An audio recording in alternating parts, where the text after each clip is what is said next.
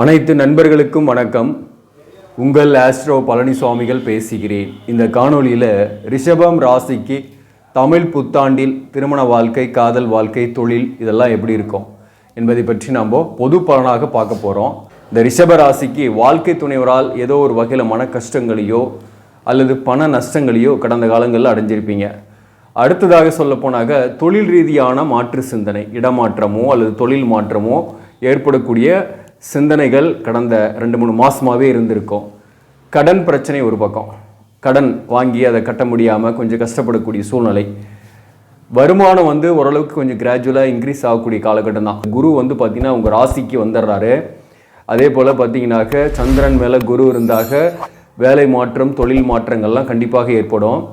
அதாவது நீங்கள் அரசு பணியிலே இருக்கீங்கன்னா கூட ஒரு இடமாற்றத்துக்கு நீங்கள் அப்ளை பண்ணலாம், அல்லது இடமாற்றம் உங்களுக்கு தானாகவே கிடைக்கும். அது ஆனால் கொஞ்சம் ட்ராவல் பண்ணுற மாதிரி தான் இருக்கும், கொஞ்சம் ட்ராவல் பண்ணிவிட்டு போயிட்டு வர மாதிரி தான் இருக்கும். நெக்ஸ்ட்டு சொல்ல போனாக்க சில பேருக்கு ஷாப் மாற்றுறது, அதாவது பிஸ்னஸ் பண்ணுறீங்க, ஒரு சிறு தொழில் செய்கிறீங்க, கடை வச்சுருக்கீங்கன்னாக்க அந்த கடையை மாற்றக்கூடிய சூழ்நிலை கடந்த சில மாதங்களாகவே இருக்குன்னு தான் சொல்லியிருந்த மாத பலன்கள் கூட கண்டிப்பாக இந்த குரு பெயர்ச்சிக்கு அப்புறம் அது கண்டிப்பாக ஏற்படும். 10ஆம் பாவகத்தில் சனி பகவான் இருக்கிறார். அதனால் தொழில் மாற்றங்களும் சில பேருக்கு ஏற்படும்.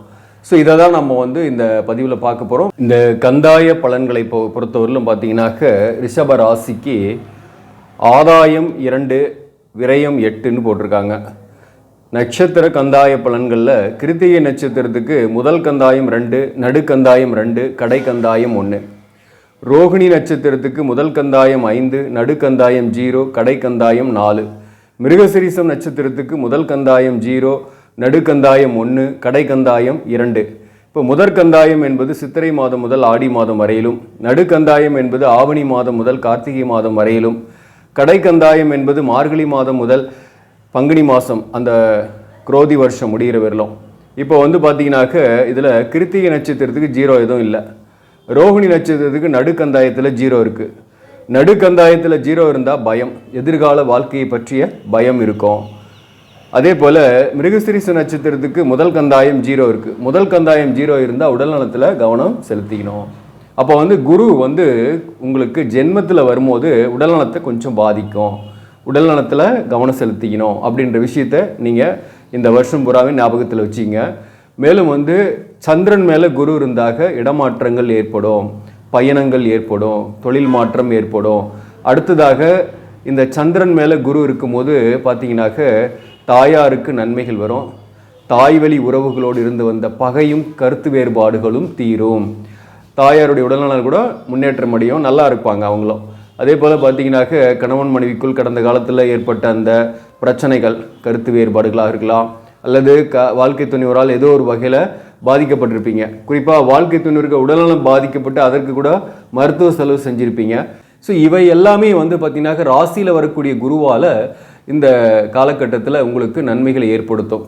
அது உங்களுக்கு குறிப்பாக அந்த புரட்டாசி, அதாவது அக்டோபர் 9ஆம் தேதியிலிருந்து அப் டு நெக்ஸ்ட் இயர் 2025 ஜனவரி 4ஆம் தேதி வரையிலும் உங்களுக்கு அற்புதமாக இருக்குது. அதுக்கு முன்னாடி எப்படி இருக்கும்னாக்க குறிப்பாக சித்திரை மாதத்துலேருந்து ஏறத்தாழ புரட்டாசி மாதம் வரலுமே பார்த்தீங்கன்னாக்க இந்த சனி பகவானை பொறுத்தவரையிலும் 10ஆம் பாவகத்தில் இருக்கிறாரு. உங்களுக்கு சனி 10ல் இருந்து ஜூன் மாதம் 29ஆம் தேதி வக்கரமாகிறாரு. அப் டு அக்டோபர் 15ஆம் தேதி வரலும் வக்கரகதியில் இருக்கிறாரு. 10ஆம் இடத்தில் இருக்கக்கூடிய சனி வக்கரம் ஆகும்போது வேலை தொழிலில் மாற்றங்கள் ஏற்படும், பயணங்கள் ஏற்படும். மேக்சிமம் பார்த்தீங்கன்னாக்க உங்கள் சுய ஜாதகத்தில் வக்கரமாக இருக்குன்னா உறுதியாக உங்களுக்கு மாற்றங்கள், இடமாற்றங்கள் ஏற்படும். சில பேருக்கு வீடு மாற்றமாவது ஏற்படும். மொத்தத்தில் இந்த சனி பகவானை பொறுத்தவரை 10ஆம் பாவகத்தில் வக்கரம் ஆகும்போது புதிய வாய்ப்புகள் கூட சில பேர் கிடச்சி வேறு ஊரில் போய் பணிபுரியக்கூடிய சூழ்நிலையெல்லாம் ஏற்படும். அல்லது புதிய திட்டங்களை போடுவீங்க, ஒரு பிஸ்னஸ் ஆரம்பிக்கலாம், ஒரு பிஸ்னஸ்க்காக நீங்கள் ஸ்பெண்ட் பண்ணலாம் அப்படின்ட்டு நீங்கள் ஒரு புதிய திட்டத்தோடு நீங்கள் செயல்படக்கூடிய காலகட்டமாகவும் இருக்கும்.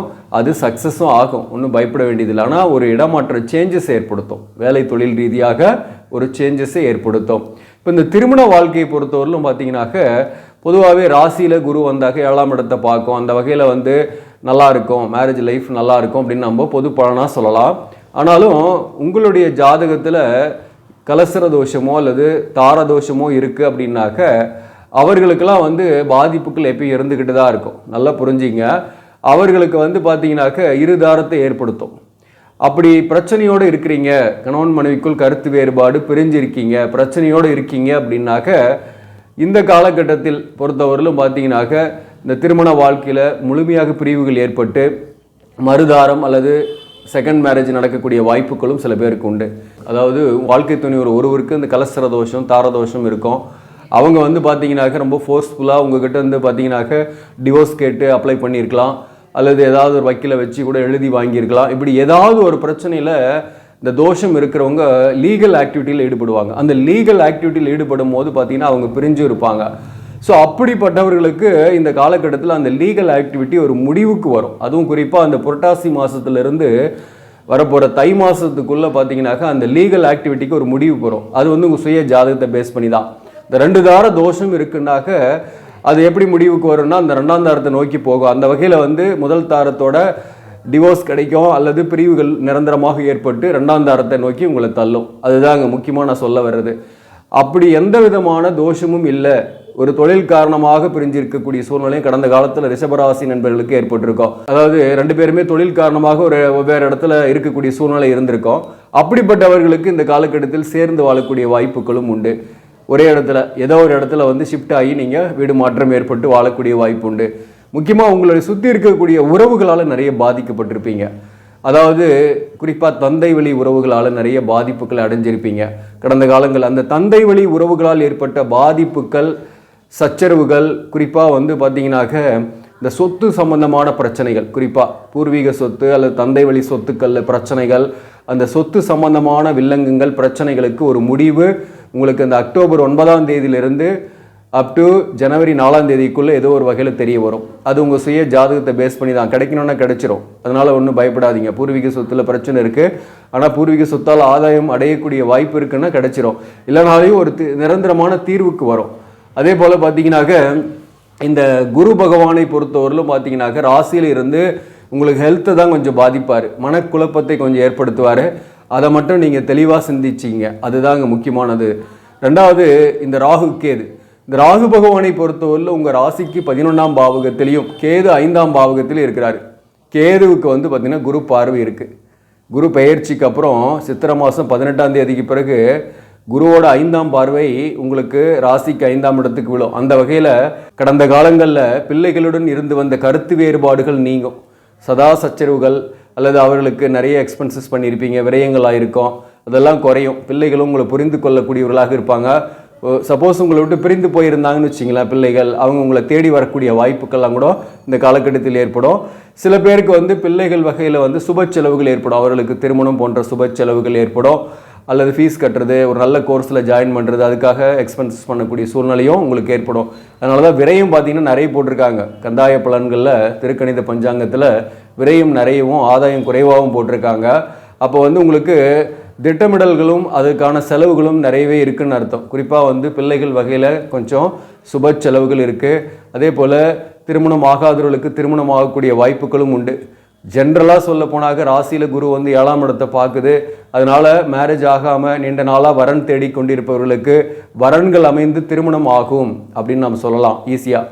ஆனால் உங்கள் சுய ஜாதகத்துலேயும் அதுக்கான பாயிண்ட் இருக்குது.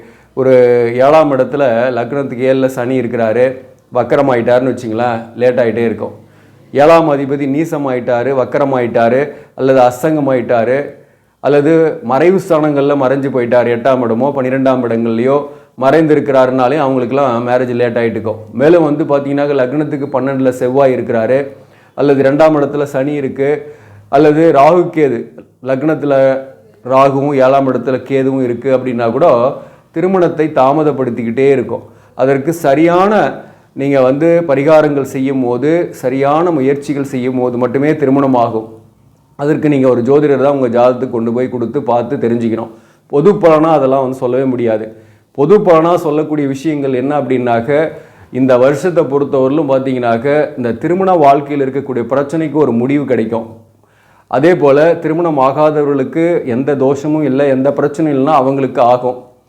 அடுத்தது வேலை வாய்ப்பு கிடைக்கும். குறிப்பாக அரசு பணிக்கு முயற்சி செய்பவர்களுக்கு கூட அரசு பணி கிடைக்கக்கூடிய வாய்ப்புகள் உண்டு. உங்கள் ஜாதகத்தில் அரசு பணி போகிறதுக்கான பிராப்தங்கள் இருக்கும் பட்சத்தில் அரசு பணி கிடைக்கும். பிஸ்னஸ் பண்ணக்கூடியவர்கள் போய் அரசு பணிக்கு நான் கிடைக்குமான்னு நீங்கள் கேட்டுறக்கூடாது. ஏன்னா பிஸ்னஸ் பண்ணக்கூடிய பிராப்தங்கள் இருக்குன்னா அந்த பிராப்தம் தான் ஆக்டிவேட் ஆகும். நம்ம ஜாதகத்தில் என்ன எழுதியிருக்காங்களோ அதுதான் நமக்கு நடக்கும். பொது பலனாக ரிஷபராசியில் ஒரே கருத்தை எல்லாருக்கும் அப்ளிகபிள் ஆகாது. ஏன்னா ஒவ்வொருடைய ஜாதகமும் ஒவ்வொருடைய தலையெழுத்தும் வெவ்வேறானது. அப்போது ரிஷபராசியில் ஒரு 100 பேர் இருக்கிறாங்கன்னா 100 பேரும் வெவ்வேறு மாதிரி தான் இருப்பாங்க. 100 பேருடைய வாழ்க்கையும் வெவ்வேறு.